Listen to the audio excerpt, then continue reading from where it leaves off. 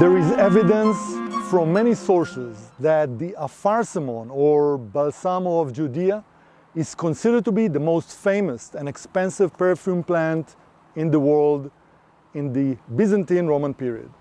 One example out of many is that of Pliny the Elder, a Roman historian who lived in the 1st century, and he wrote, "Of all the spices, there is none like Balsamum. The only land given this plant," he wrote, "is Judea."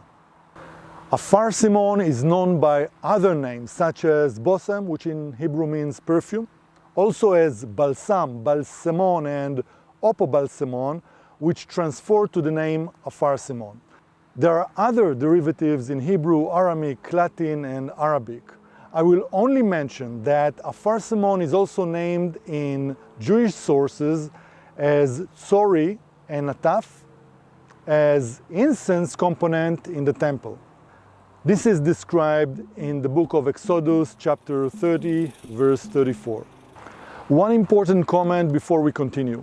There is nothing between the Afarsimon and the persimmon fruit which we enjoy nowadays. The Afarsimon grew in the Jericho Valley, including in the city of Beit Haram, also known as Beit Haran or Beit Ramata, and in its Roman name, Livias, which was a Jewish city across the Jordan River in the east of Jordan, just opposite Jericho. The city is mentioned first in the book of Leviticus as one of the cities built by the tribe of Gad. In addition, the Afarsimon was grown in the Ein Gedi and Ein Bokek area, and possibly also in the vicinity of Qumran, which is not too far away from here. But in any case, the largest plantation were in Jericho. So what sets the Afarsimon apart from other perfume plants like myrrh and frankincense? Well, it does not secrete solid lumps of resin, but rather a fragrant liquid. It seems that another uniqueness is its being such a rare plant, and also the difficulty in collecting its liquid, mainly due to the high volatility level of the resins when it interacts with air. That was another reason for its popularity. The pure liquid of the Afarsimon was a valuable product, intended for the upper class, and due to its high price, it also had a lot of fakes. A lower cost derivative was called Balsamum, which means that various parts of the tree, such as leaves and fruit branches, were crushed and then soaked in hot or cold oil or water and sometime cooked. Now, these products were sold at a good price, and in the Roman period constitute a significant source of income for the treasury. The Afarsimon is also known to have medicinal properties for various diseases. From all its components, it was possible to produce a strong odor while burning for pleasure or for instance. Also for medicine and even for the anointing of the vessels of the temple, also the priests and the kings of Judea and Israel, after the use of anointing oil ceased. Afarsimon is actually a collective name for several plants with similar characteristics. The most likely identification are Commiphora giladensis and Commiphora Nataf. These plants have been returned to Israel in recent years by Guy Ehrlich, who actually established this amazing farm. The Hasmoneans were the first to develop sophisticated irrigation system in the Jericho Valley. They expanded the area of the Afarsimon plantations in order to increase the kingdom income. It began as early as the time of Simon Tassi and was expanded in the days of his son, John Hyrcanus.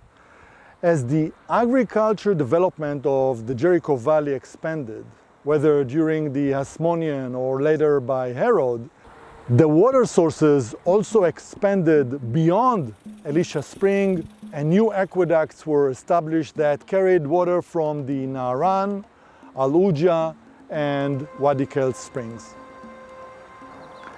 In Herod's time, after he regained the Afarsimon fields in Jericho, it can be said that the leading source of income for Judea were Afarsimon, dates, asphalt, and salt. And this increased the Judah kingdom income, with the Afarsimon making a significant contribution that enabled Herod to build, among other things, the temple and develop Jerusalem.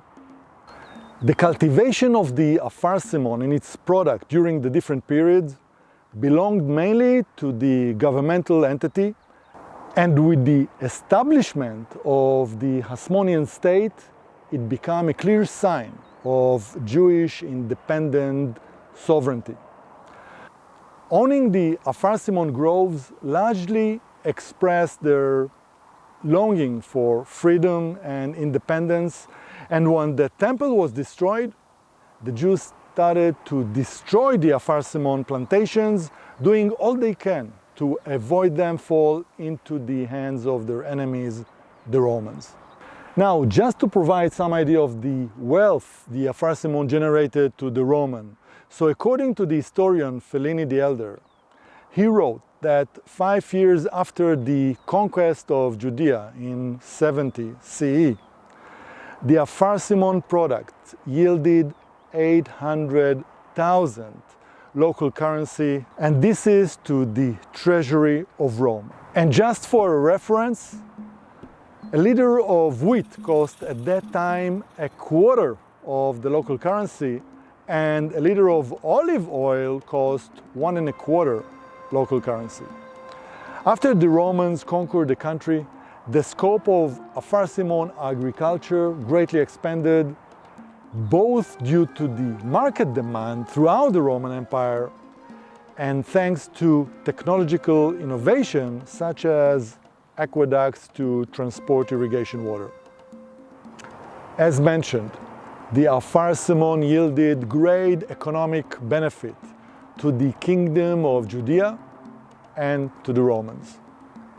And to conclude, as usual, a question for you.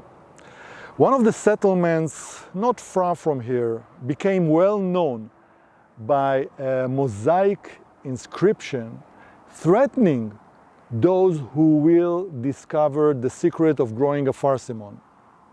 What is the name of the settlement? The answer is usual in 5 seconds.